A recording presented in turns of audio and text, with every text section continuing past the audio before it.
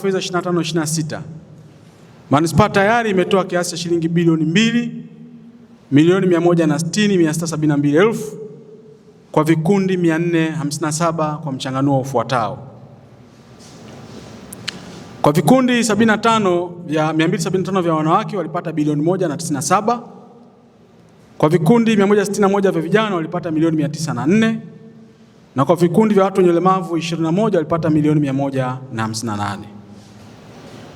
Mheshimiwa mgeni rasmi, mikopo hii imeweza kunufaisha jumla ya watu 2,273 ambapo walipatiwa mafunzo ya ujasiriamali pamoja na nidhamu ya matumizi ya mikopo hiyo.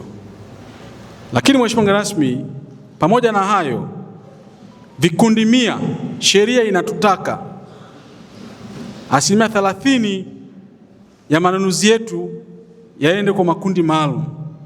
Napenda kukujulisha kuwa tayari vikundi 100 vimesajiliwa kwenye mfumo wa manunuzi NeST na vikundi 35 vimepatiwa kazi mbalimbali na manispaa, na tunaendelea kusajili vikundi vingine 50 ili viweze kufikia vikundi 150.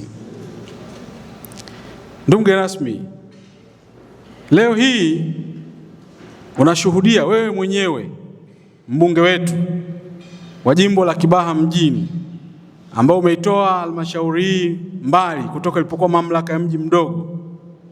Leo utatoa kiasi cha shilingi milioni 991,540,000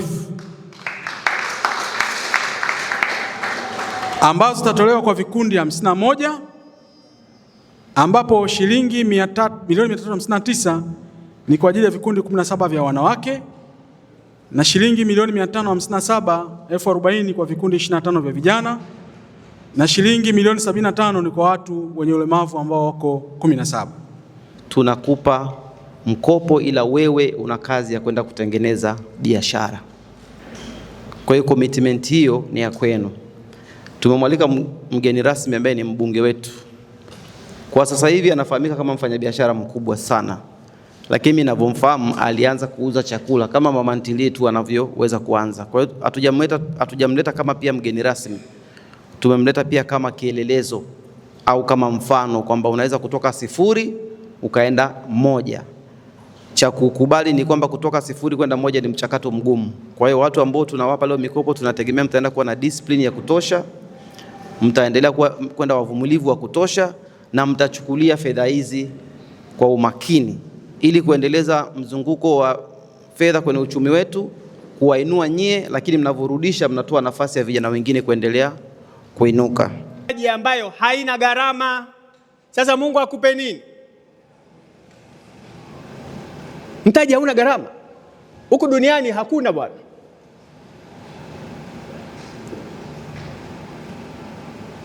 Hata mimi leo pamoja na kwamba ni mwanzilishi wa benki fulani, nikitaka pesa pale lazima nilipe riba.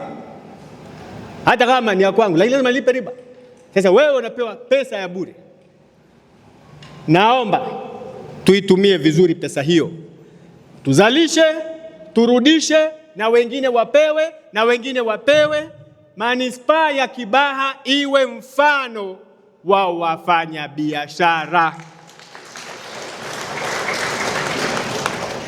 Na ndugu mkurugenzi, tunatoa pesa, lakini ningeomba na ningeelekeza kuwe na utaratibu wa kutoa mafunzo maalum kwa wajasiriamali wetu. Wale ambao tunaona wanataka kuvuka, wanakwenda sasa, wanapanda, wanaenda kwenye ujasiriamali mkubwa, wapate mafunzo ya kuwasaidia namna gani wanaweza kwenda na ujasiriamali mkubwa, ili wa graduate waache wengine. Sio kwamba kila siku utakuwa unachukua halmashauri. Kuna level ukishafika wewe toka, acha yule mwingine naye ajapate mtaji hapa, naye akue. Kama unavyosoma, ukimaliza form 4 lazima utoke. Huwezi kungangania umaliza form 4 alafu bado uko hapo shuleni. Unafanya nini? Kwa hiyo lazima tuwa monitor. Kwa hivyo ningeomba wawe monitored jinsi wanavyokuwa.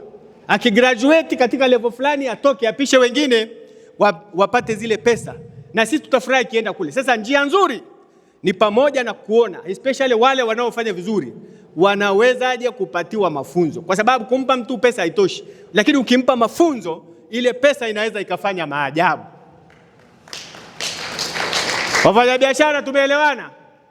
Lazima ukue, haiwezekani utambae tu. Sasa ukitambaa tu utakuwa mlemavu. Lazima usimame, uanze kupiga dede, na baadaye unakimbia, unatuacha. Hata mtoto akikua anahama nyumbani, anawaacha wazazi, si ndio? Hawezi kung'ang'ania hapo na mke wake na wajukuu wanakaa na wewe, hapana. Kwa hiyo mimi hilo ndio ambalo ningependa kuliona, na niko tayari kusaidia kwa namna yote. Siku ya mafunzo nije niwaonyeshe mfano hai kutoka kwangu. Kwa niaba ya vijana katika manispaa ya Kibaha, napenda kutoa shukrani za dhati kwa serikali ya Jamhuri ya Muungano wa Tanzania chini ya Rais Daktari Samia Suluhu Hassani kupitia programu hii ya utoaji mikopo kwa vikundi mbalimbali. Kama vijana katika manispaa hii tumenufaika na itasaidia katika kupunguza changamoto ya ajira na kujikwamua kiuchumi. Asanteni sana. Na pia nashukuru kwa haya mafunzo ambayo mmeendelea kutupatia. Kimsingi mimi ni mnufaika wa huu mkopo wa 10%. Mwanzo nilikuwa na kikundi cha watu wenye ulemavu, tulikuwa watu 5, tulichukua mkopo na tulirejesha, na baada ya serikali kutoa sasa wakatupa fursa watu wenye ulemavu kwamba tusiwe kikundi, tuchukue mtu mmoja mmoja. Nilichukua mkopo pia, nilinufaika, nilinunua bajaji, na mpaka leo huu ni mkopo wa 3, nazidi kujiinua zaidi. Kwa hiyo nizidi kumpongeza Mheshimiwa Rais, nizidi kumpongeza mkurugenzi na Mheshimiwa mbunge kwa kazi ambazo wamekuwa wakifanya na kuhakikisha sisi wajasiriamali wadogo tunapata mikopo na tunanufaika na hii mikopo. Shukuru kwa maana kwa kupata mikopo hii, waheshimiwa, afya zetu zimeimarika, lakini pia hata wale watoto ambao walibaki mashuleni bila ada, watoto wamesoma. Lakini nikitoa mfano wa Lulu ya wajane, imeweza kutoa ajira kwa vijana mabinti 2 wenye diploma ya veterinary na kijana mmoja wa kiume. Kwa hiyo tumetoa ajira 3. Mwenyezi Mungu ambariki sana Mama Samia, na tunawashukuru viongozi wote katika halmashauri, wameweza kutusaidia sana katika kutuongoza namna gani tutumie mikopo yetu vizuri.